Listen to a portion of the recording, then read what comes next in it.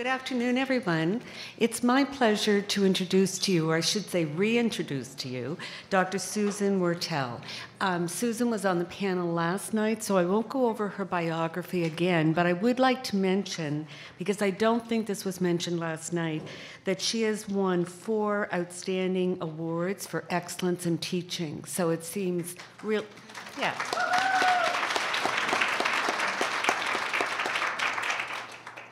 I also had the pleasure of picking Susan up at the airport, and it's just a personal observation. I emailed Susan, said, just tell me the color of the coat you're wearing. So she wrote back red, so that was all good. And then I received an email from her on, was it Friday? Thursday, Friday, whatever day. And when she got to the Toronto airport, she was either booked on a flight to Thunder Bay or her airline, it was all mixed up. So she wrote just to say she had sorted it out, but she would be arriving an hour late. And then when we got there, we were waiting at the luggage ramp, and all the luggage came around, and then the ramp was going around. And I'm looking at Susan thinking, I would be freaking out. Like, my presentation material is probably in that suitcase. And she ever so calmly said, well, there are a few other people waiting as well.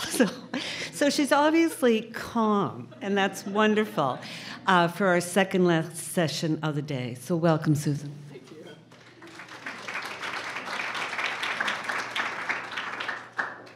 You know what they say about teaching, fake it till you make it. So that calm veneer, I don't know. I was quite relieved when my suitcase did appear, but there you go. Anyway, thank you. I'm sorry, I'm just checking. No, that's not going to work. I need to be able to see the clock, so that's my prime focus now. I just wanted to open up by thanking the organizers of the symposium for the opportunity to share my teaching journey with others. I have to confess, it's been several years since I've spoken about universal design, and I'll talk about that as part of my discussion of my kind of journey. I first became explicitly, intensely, however you want to describe it, interested in UD in 2001 when I was invited to join a pilot project funded by the Ontario government's Ministry of Training Colleges and Universities. For the next 5 or 6 years, I lived and breathed UD, giving talks on it, restructuring all of my teaching to incorporate UD principles into all of my undergraduate human geography courses. I then became involved in faculty union work, and I continued teaching throughout, but I set aside the exploration of teaching innovation.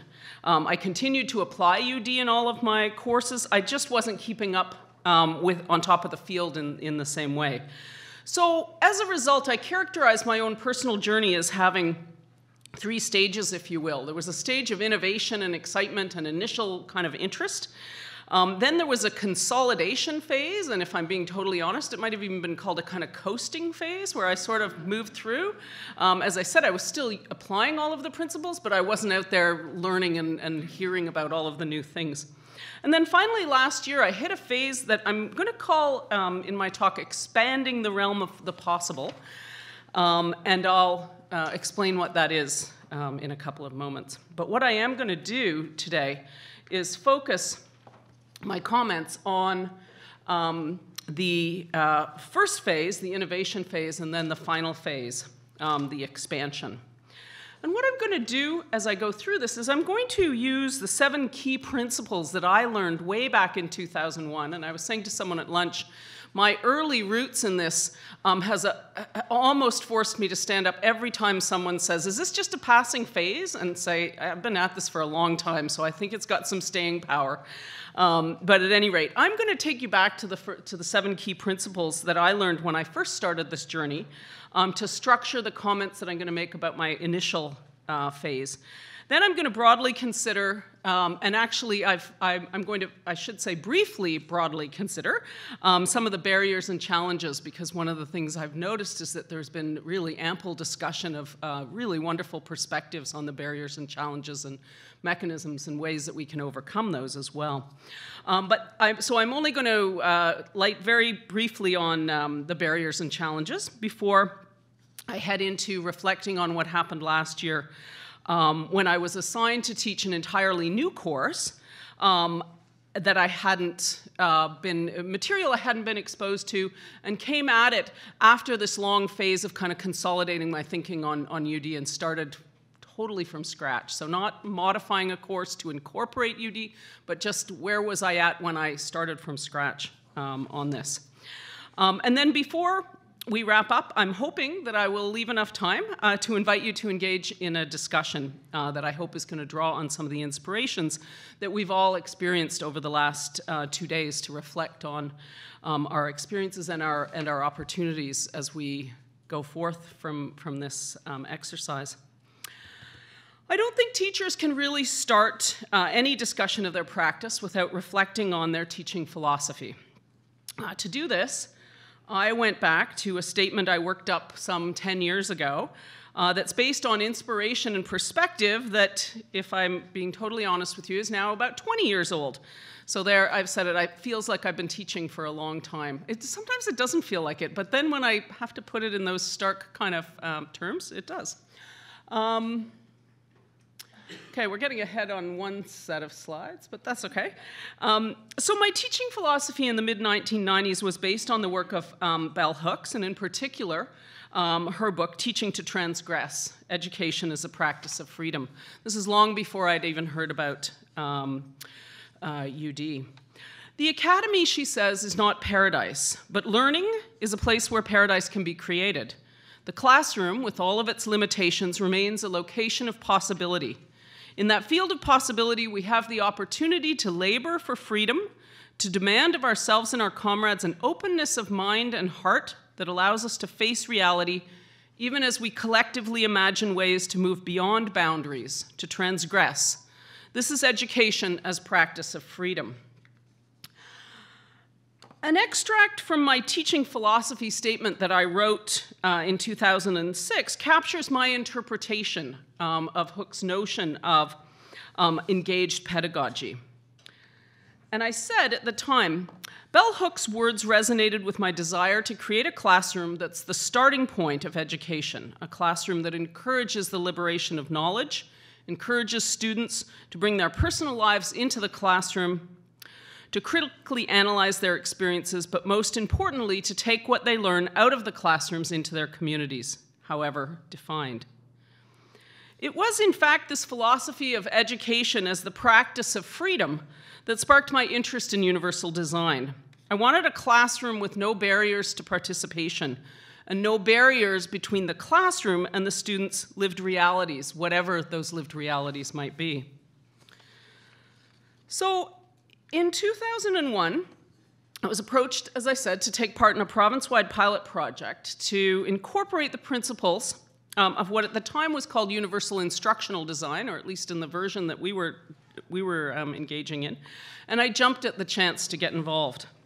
The Ontario government provided the funding to bring about a dozen university and college instructors together to train us in the different learning styles, because that's what was fashionable at the time. That's the kind of core thing you needed to understand.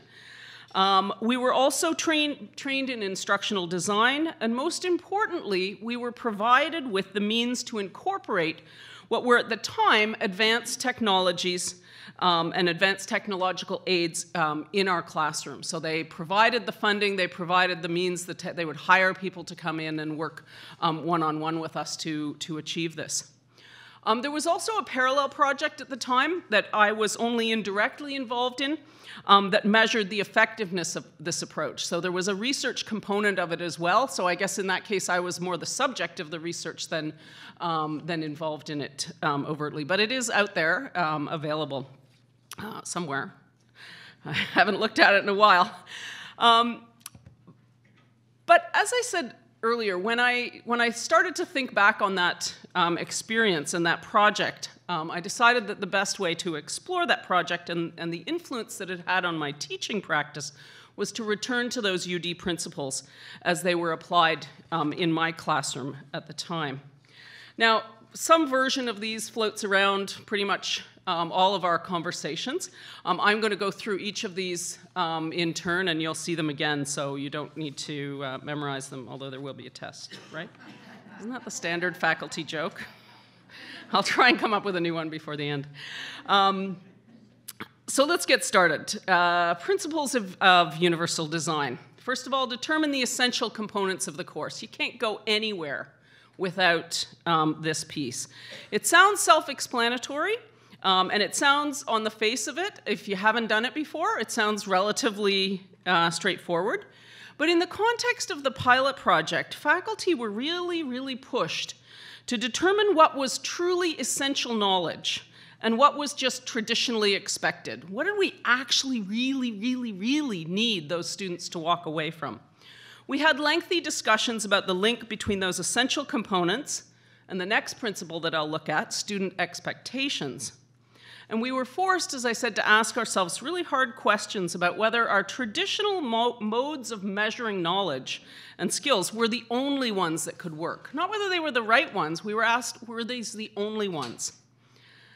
As an example of one of the things that we spent a lot of time discussing was the format of exams. And I've heard this come up in a number of different sessions over the last 2 days. And I'm going to touch on this in a little bit more detail in a few minutes. But just as an illustration, one of the questions we were asked is, how essential is it that the students be able to demonstrate fast recall of information? This is recall of the sort that is often demanded in the traditional timed exam format. Out of the dozen faculty participants, the only one who met the test as it was administered by the two leaders of the project, the only one who met that test of essentialness, I don't think that's a word, but anyway, I'm going to throw it out there, was a nursing instructor who was preparing her students for work in emergency and surgical medicine.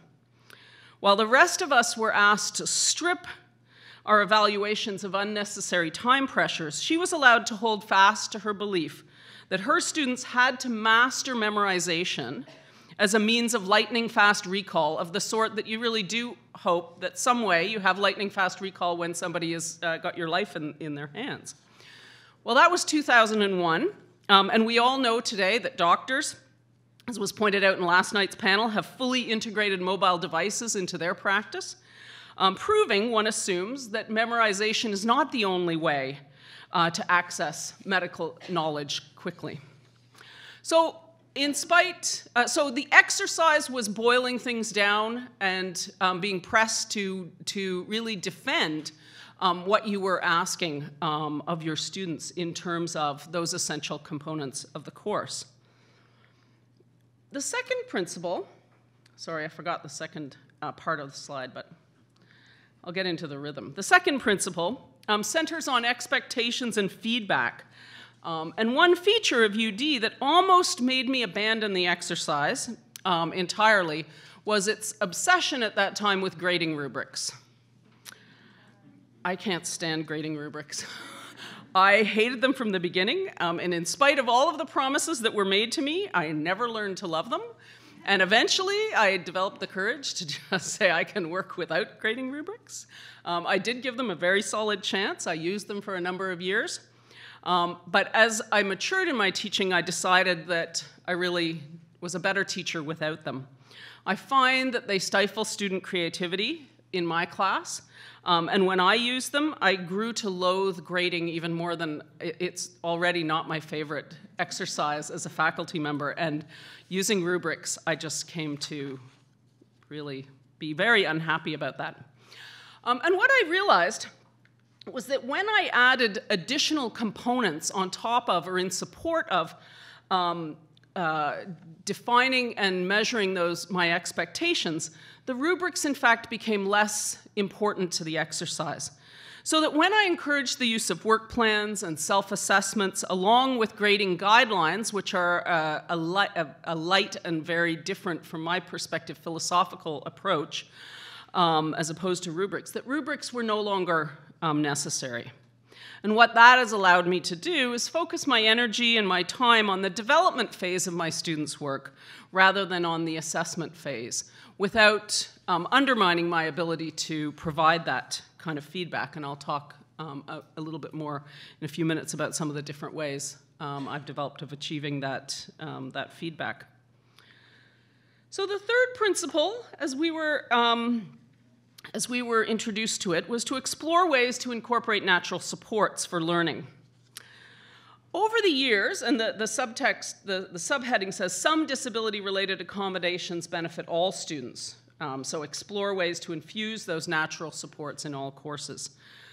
Over the years, I think I would modify this principle to read that most or all disability-related accommodations benefit all students. I have yet to see something that almost everyone in my class doesn't make use of when they're engaging in the material. And I've shifted my focus, as many people have discussed over the last 2 days, I've shifted my focus dramatically away from providing accommodations to individual students, or even that idea that that's where we're coming from. And I'll get into that in a little bit more detail. So this was how, back in 2001, 2002, I demonstrated that I was achieving this particular principle of UID. At the time, as it was called at the time. And the pilot project that I was involved with supported, as I said earlier, the provision of digital versions of all course materials. And of particular significance to me, all seminar readings. The courses, my upper year courses, are all seminar-based or have a strong seminar component. And the provision of digital materials allowed all students to access the readings in an audio format if they so desired. And many reported that they, in fact, did. And remember, this is back in the dark ages, before this was kind of a common type thing. So once the pilot project was over, though, and the reason I've kind of highlighted it here in a different color, is that once the pilot project was over, I didn't have the resources to sustain that, that component of the course. And to be fair, until the last year or so, I haven't had those resources without the kind of supports that were provided through the pilot project. Although, as we've heard in some of the sessions, we're almost to the point now where widely available apps can provide the kind of support with very minimum input from the instructor. And as a number of speakers have noted, the next revolution is probably just around the corner, if not really already upon us, as we work to allow students to access our course materials with whatever devices they already use. We no longer have to reach out. They come to us with the tools, and we just have to make sure the material is available and ready for them to draw on. So I'm going to expand on other examples of natural supports as we go through the next couple of slides. So the next principle, then, is to provide multimodal instructional materials. And I view my approach to teaching as something akin to carrying around a toolbox full of different approaches that I bring out depending on the situation. And every time I teach the course, I may draw on different tools. It depends what the particular class is like, who it's comprised of, what's going on in the news that day. It's totally context dependent. In my first year class of over 300 students, I do still rely heavily on lectures for course delivery, but my lectures are very, very different than they used to be. They include visual and video material, lots of breaks in format, including pairing off for mini discussions, report backs in a large kind of group. I always try right at the very beginning of the year to startle them by pointing at one or two of them in the very back row who are kind of looking quizzical, and then they all sort of go, oh my God, you can see me? Like I'm in this classroom? It's like, yeah, I can see you and I pay attention to you and I'm interested in whether whether I can tell that you're absorbing the material. And the assignments that I use in my first year class are also interactive. Requiring students to combine library-type research with fieldwork that, again, provides them with the opportunities to reach out beyond the traditional modes of demonstrating their material. After every lecture, I stick around for an hour. We still have a fair bit of flexibility at Trent, so I've been able to schedule 3-hour blocks for my class, and I lecture for 2 hours, and then for the last hour, the third hour, I stick around, and I host an optional free-form discussion that encourages engaged students to reflect on the course material in whatever way they want. So sometimes they come and they say, I didn't get that. How does that work? Other times they come and they say, we were just learning something like that in Indigenous studies, and then I learned something different in politics, and how does it all combine? And we're able to sit down and dig in and explore whatever it is that they want to tackle and draw connections. So it's another one of those opportunities for them to draw connections and for me to go to them in a way and deliver the learning that they really need. In my upper year courses, the numbers permit a much different approach to assignment structures, and you're going to be able to see that. These slides that have things that require me to remember to click are not working very well for me. So on to 5.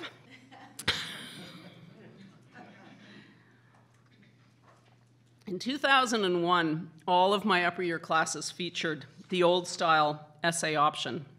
And as part of my course redesign, I devised about a dozen different ways that students could demonstrate their mastery of the course material. These are just a couple of examples. I remembered to click. So I provide for each of these, I provide examples of what they are. I encourage students to think about the range of things, about a range of different things when they're deciding which format to select. So I ask them to start with what they know about their own learning, and I give them resources and encourage them strongly to do that if they look quizzically when I just say something like, how do you learn? How do you absorb information? What's your best way of demonstrating that to me? But I also challenge them to go beyond what they know already about what they learn and to process information in a way that pushes their bounds, pushes their abilities. And in particular, what I really want to do in this exercise is get them to think about what really excites them in their life, and then to bring that back into their classroom and decide where they want to take this learning once it goes beyond the walls that we're bounded by at that moment. So for those with an interest in municipal planning, for example, a legislation trail, where they research the history of a particular type of legislation, a particular piece of legislation, a bill or whatever, can allow them to tap into their interests and also their aptitudes, and it allows them to start to demonstrate skills and knowledge that they'll be able to use when they head out into the workforce. Those with a keen eye for social justice issues have produced the most amazing zines that they invariably share widely, and even a few of them come back and say, is it okay if I publish this and send it out? And I'm like, yes, that's fantastic. That's really what I'm hoping for. In a class on urban sustainability, one student designed and implemented a web-based sharing site to reduce ownership of common household tools. She researched environmental degradation and dimensions of reducing consumption.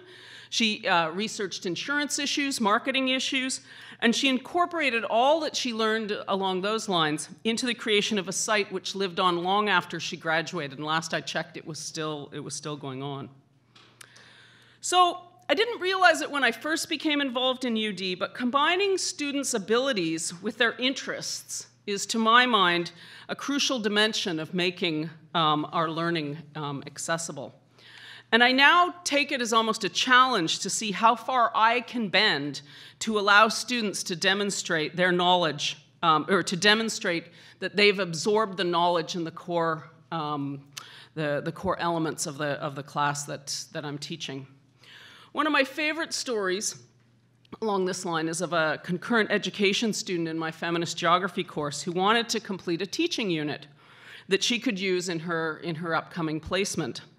She lamented to me that it wouldn't be possible because she was teaching a grade 2 class that most certainly didn't have feminist geography anywhere in the prescribed curriculum. And I can't recall exactly what she ended up doing, but it was thoroughly infused with feminist geography, and it was all pitched to 7-year-old boys and girls.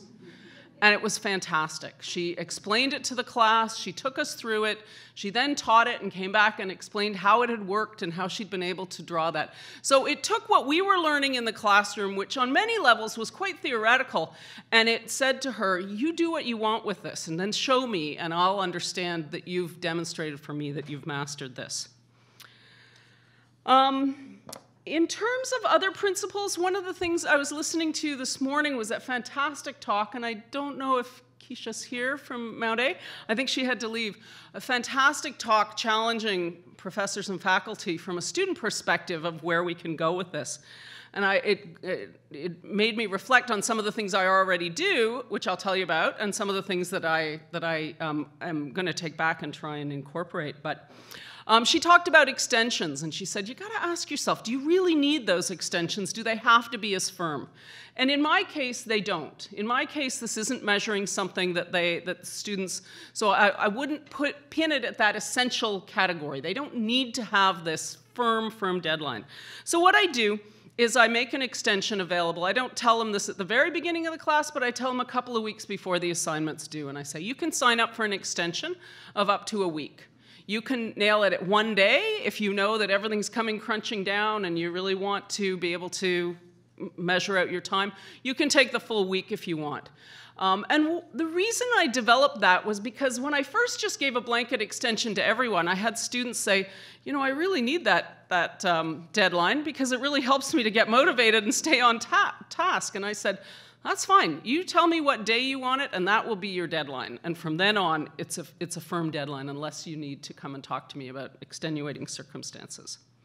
So that's one thing I do. Another thing that I've incorporated is that I now grade, now that I've ditched rubrics, I grade all my assignments on my iPad, and then I email them back to students. And there's, if they submit them in a PDF, it's dead simple. If they don't, I just convert it to a PDF, and I use my finger, this little writing device, and I just write right on the iPad, save the material, and send them back. And really, this was a self-preservation strategy because I could no longer face 18 months after the course had ended, shredding the hundreds of hours of grading that I had put in that students hadn't come back to pick up, because they often don't come back for those final assignments. But I wanted to make sure that it was getting to them. And the number of students who tell me they read it and they absorb it when it's given to them in a really easy, accessible format right there on their device. So that has worked very well for me from that perspective. I just want to, apparently I needed arrows that moved around. So I want to talk about exam structures. Until recently, all of my courses have incorporated a traditional final exam. This was more or less expected of courses in my discipline.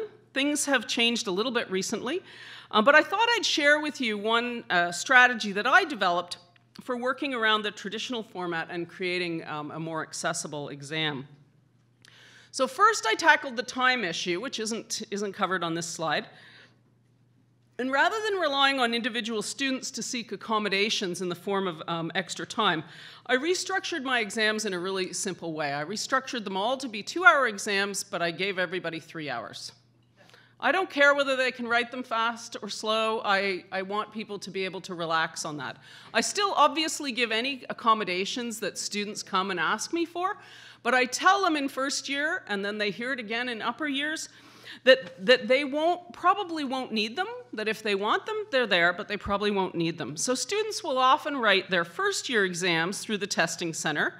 But when processing speed is the only issue, most of my upper years students no longer request that accommodation. They come, they participate, and they actually enjoy the culture in so much as you can enjoy writing an exam. They report that they really like to just be able to come and write with everyone else. In terms of the exam itself, I devised a system of between 4 and 6 equally weighted sections, 4 in my first year and 6 for my upper years. And each section contains a different type of question. So in this upper year example that you've got on the screen, every student has to answer 3 of the exam sections. They know the format in advance. I've given this to them long before the exam. And I encourage them in their studying to think about what type of questions they're going to choose to answer. They don't always stick with what they plan to. They get in and they can see the whole exam and they can decide to play to their strengths, which is the whole point of the exercise from my perspective. Number 4, which is an essay on a prepared quote, allows them to select a quote from the assigned materials and bring it into the exam, and then write on how that quote demonstrates the themes of the course. So it's a broad-based essay kind of question, but they can select something that they found interesting, that they found attractive and appealing, and then they can also think through and plan the essay in advance. Number 5 is a variation on that, but I use it in classes where I've used a mind map or a concept mapping exercise, so where they're already familiar with that way of demonstrating knowledge, they can do the same thing. So what this does, or the object of all of this, is to create an environment in which every student can play to their strengths, and they know that that's just the norm. They get to demonstrate to me that they've mastered the material in the way that, that works best for them. And they can do that right through the course, right up to the end, and hopefully, as a result, take away more of the course material. Now, the 6th principle of UD was the use of technology to enhance learning opportunities. When I first began my journey with universal design, the term was almost synonymous with technology. And the technology side of UD was one of the most difficult, timely, costly to achieve. When I spoke to fellow faculty members about the advantages of a UD classroom for their students, they invariably cited the time required, and this has come up in a number of presentations, the time required to provide accessible material as being a very significant barrier. Now, as I've already said, I have no doubt that we're on the brink of a major breakthrough in terms of what faculty have available to them in terms of formatting materials appropriately.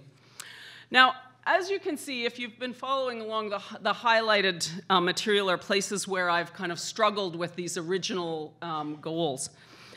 And I continue to struggle with the question of making my lecture materials available before lectures. I do provide advanced access, but I have cut back over the years the amount of text that I include in my slides. And in my experience, and classrooms change, they change constantly, so as faculty members we have to adapt.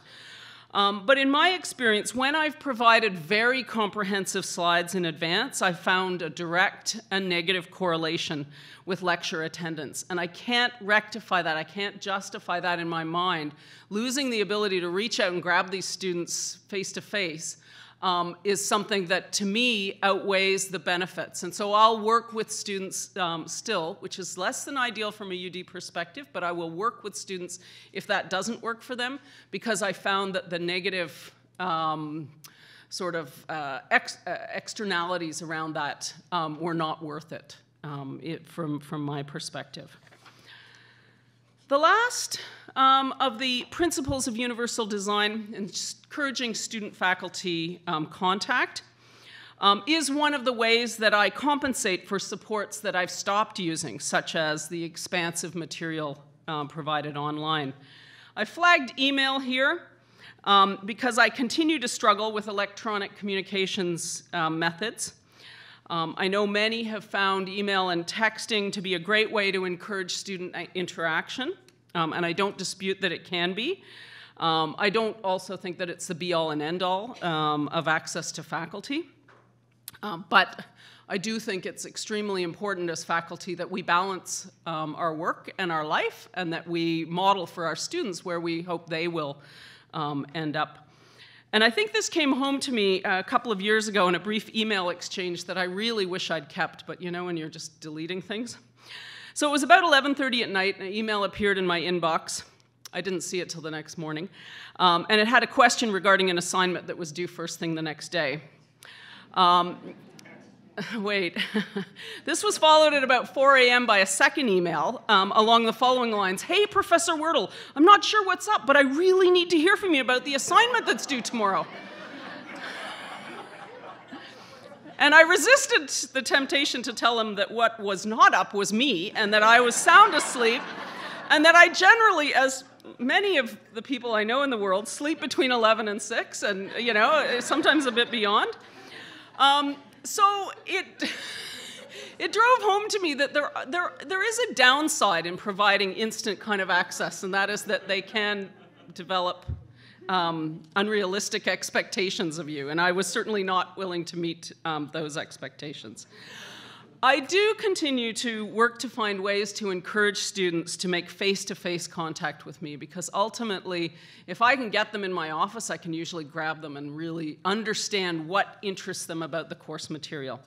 Or at very least, pick up the telephone and call me. Although I understand from my 17-year-old daughter when she says, "Mom, no one uses the phone anymore," that I'm going to have to find an alternative to that one too. But anyway. We shall see. So what I've tried to do in that section of my remarks is walk you through the UD principles as I've applied them in my classrooms to illustrate the range of approaches that I've taken over the years. I want to turn now to just a couple of barriers and challenges before I end this story by telling you about my latest teaching endeavor, which illustrates, I believe, a modified and more kind of integrated approach to UD. So in terms of barriers and challenges, I'm going to break these down into two components. And as I said at the outset, I'm not actually going to cover these in as much detail as I had originally planned, because we've already heard amazing speakers talking about this, and so rather than reviewing some of that, so what I did last night and then over lunch is I went through and I thought, okay, what have I not heard much of that I want to make sure people take away? And in terms of instructor-related constraints, the one thing I haven't heard yet, and apologies if I've missed it, I've heard it informally around the tables, but university faculty know very little about pedagogy and learning. Not only does this make it difficult to get them to see the value of different approaches, as we heard on the panel last night from Frederick's comments and others, but it makes it difficult to communicate with them. So if you're not a faculty member, you know what I'm talking about, because you've tried to communicate with faculty. And it can be a challenge. But I think much of it is actually a language barrier. So I don't know the meaning of any of these terms: authentic assessments, constructivism, criterion referenced assessment, internal service function indicators, feed forward, cognitively interactive. I just don't know what those mean. And as a faculty member, we'll often fake it. And that means you're not getting through to us, because we'll be nodding and you'll be looking at us going, "Do you really get what I'm saying?" And we probably don't, but we are not likely, just because of the way we are. We're not likely to admit it. So I think there is a really big obstacle in terms of understanding how to reach faculty. In the same way I need to figure out how to reach students at my level, you need to understand how to reach faculty and not assume. And it is, in some ways, it's a drawback, but in other ways, we're subject specialists and we have a lot to learn about pedagogy, but you just can't assume that we speak the same language. So I would leave you with that. It's just an observation. The second, institution-specific constraints. On last night's panel, I spoke to institutional constraints that I've witnessed at Trent and elsewhere, and others have done a marvelous job of covering these in other sessions. So I just want to summarize this with one very succinct thought, and that is that when your institution has a culture that appreciates teaching, as demonstrated by respect for students, respect for the teaching work that fellow faculty do, respect for teaching from administrators, respect for teaching infused throughout your organization, then you have a fertile ground for innovation. Then you have a group of people who are going to listen to you and expect that you've got something that they want to hear. As I said last night, my institution was once that place, and I believe we've turned a corner and we're headed back. But we've had a significant time in the wilderness in between. And it's been a pretty depressing place to be a teacher who's interested in innovation. So I would just not stress enough the culture of your institution and how a forward-looking, appreciative culture will do, it'll just take you miles and miles ahead in terms of the work that you're trying to do.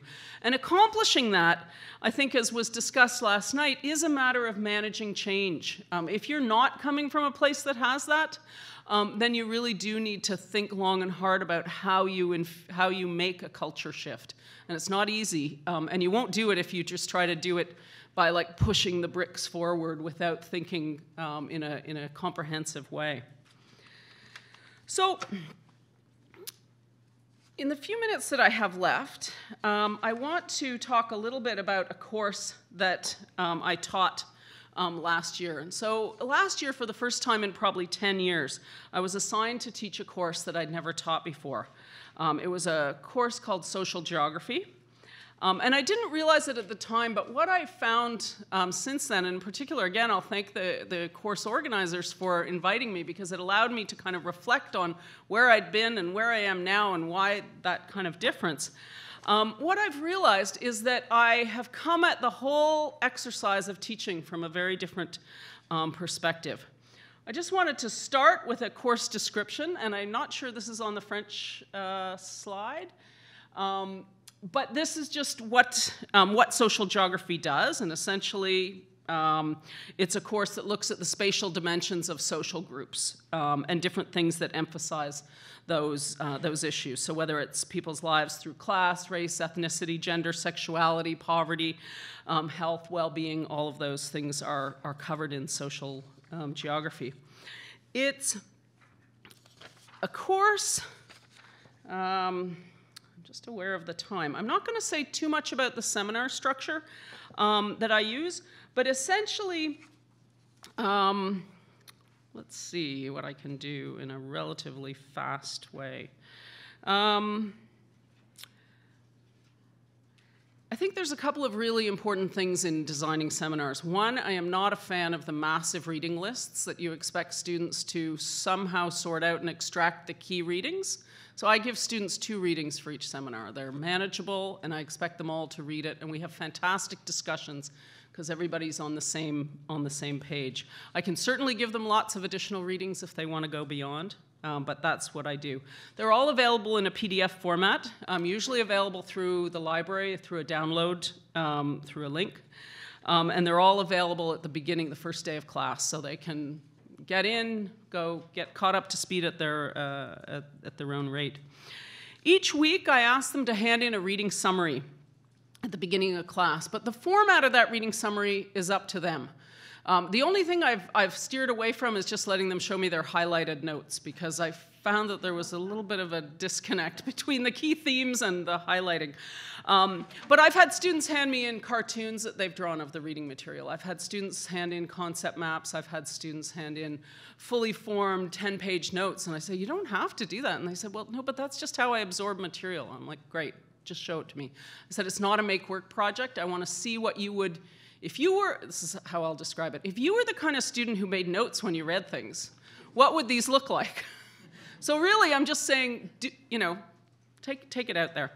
I skim over their notes at the beginning of the class. I don't grade them. I get them discussing in small groups. And really what those reading notes are is a ticket to come in and participate. It's a way of demonstrating respect for the process of the discussion and respect for the rest of their classmates. So this is how I explain it. Everything else about that class, though, is flexible. The other thing they do is they will post a discussion question before class. I then pull all those discussion questions together and format the discussion, but what it gives students who want to prepare in advance is the kind of questions we're going to be tackling, so they can give some thought to it and work through it in that way. Everything else, as I said, is flexible. What I've done... This is a typical lecture. This is a lecture on social activism and social justice. And I'm just trying to see how... So what I do in this class, in the introduction, when I'm asking the question, is it fair and does anyone care, is I provide them with 4 profiles of individuals. I describe 4 individuals who capture a range of different life experiences, from struggles to find enough food to eat, struggles to keep working with a tired and aching body, struggles to keep, to concerns about party designs for, you know, a celebrity celebrating their 60th birthday, a range of different experiences. And I use those when I come later on in section 2, and what I'm looking at in section 2 is I'm looking at some very deep political theory written by Iris Young on something she's termed her 5 faces of oppression.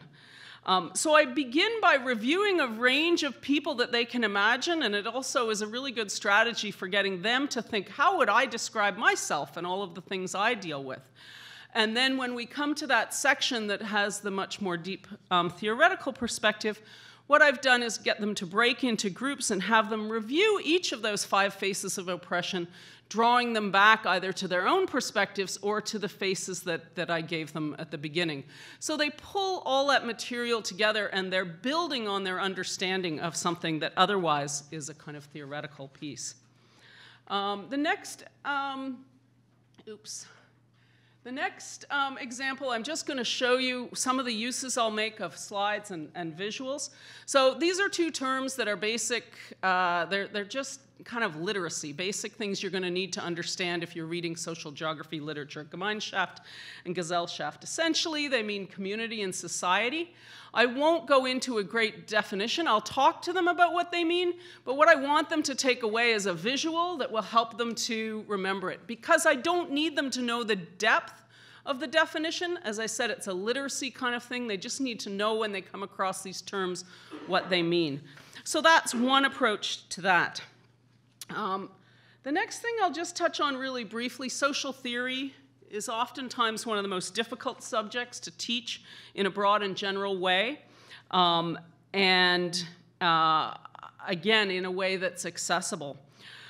So what I want in this class is for students to absorb theories at a fairly general level, while appreciating virtually all, that virtually all academic writing adopts one perspective or another.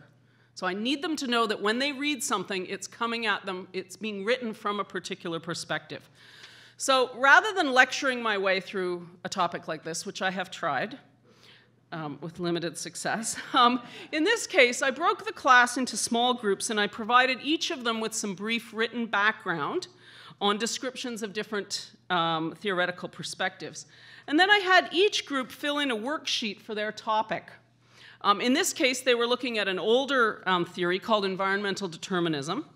And since I was most interested in making sure they understood that different theoretical perspectives lead researchers to ask different questions, I asked them to summarize and come up with questions that could be asked from that perspective, and then how a researcher studying a particular subject matter might go through that subject from that particular perspective.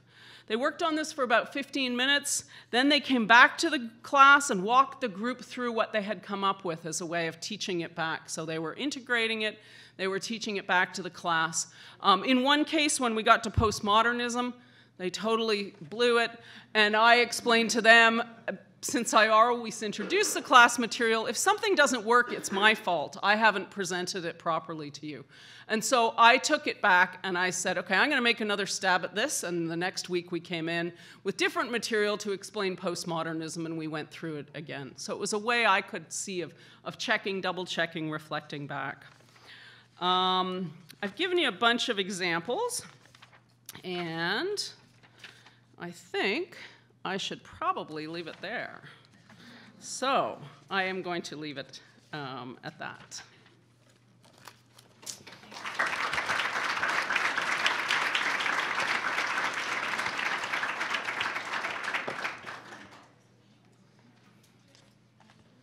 Sure, yeah, I'd be happy to answer questions. Go to the mics if you're going to ask questions, please, so they can be translated. You want me to use the microphone? Yeah.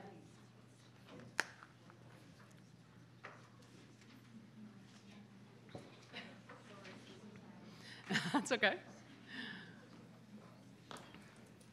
Thank you very much. That was great. My name is Paula, and I teach here in the Faculty of Education. And Susan, I just wanted to ask a question about the second principle that you introduced, which was clear expectations. In the last session, we talked about rubrics, and there are pros and cons. Yeah. I guess what I want to know from you is when you say that you believe in that principle of clear expectations, the fact that you don't like rubrics doesn't mean that you don't make your expectations clear. Absolutely. And can you tell us a little Sure. bit about that and Yeah. ways we can go about being really clear about what we expect so that Yeah. we create a successful Yeah. learning environment? The thing that I don't like about rubrics is how rigid they make me, and Yeah. they often have that result, that impact on the students in terms of what they're delivering to me. So it's the rigidity. So I do use written expectations. I talk to them about what an A paper looks like, if that's the kind of thing we're talking about. I have them do a work plan where I can give them direct feedback. I give them the assignment structure. They make a work plan. I tell them if they're on the right track or not, so they get that kind of expectation. And then I'll also, in my classes, if anybody wants to avail themselves of it, I will also accept assignments and then give them preliminary feedback on material. So there's a kind of iterative process that takes place there with the feedback. And it's just the rigidity of the rubrics that I just can't come to love. Sorry.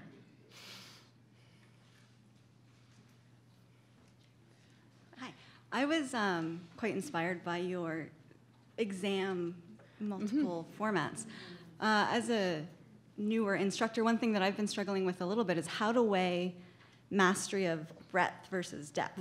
And so with the options that you were providing for your exam, I find things like multiple choice and fill in the blanks, true, false, give you a way to test for a lot of breadth of knowledge, Yep. and then some of the more essay-like questions test depth. And so if you're Yeah. giving students options, how... So if you notice, the short answers are sort of akin to multiple choice, but they do provide a little bit more depth. Sometimes what I've done, if that's really important to me, is I'll make them choose, say, 3 out of 4. So they can drop one of them, but they still have to grab one that's kind of closer. So it just depends on the kind of course that I'm teaching and what I've really identified as the core pieces and what they need. So there's a lot of flexibility when you start using that kind of option. And it's relatively easy to master. I use it in my first year course where we have a lot of TAs grading, and you know, usually the last thing the TAs want is something that's optional. They want they want to know exactly what people have to answer, but that kind of structure works pretty well in that. So Thank you. yeah.